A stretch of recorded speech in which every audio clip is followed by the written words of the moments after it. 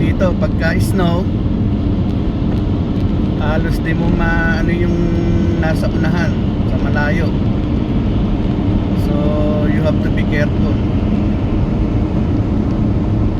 Pagka alam mong hindi maganda yung daan, magbagal ka. Huwag mong kunin yung maximum speed na 100. So mag ano ka, layo ka. Tansyahin mo rin yung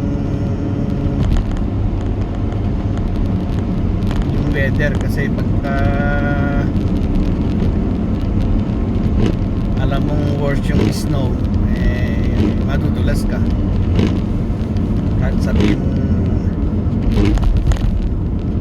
maganda yung tire mo, condition yung sakya mo, but yung hindi mo alam yung mangyayari.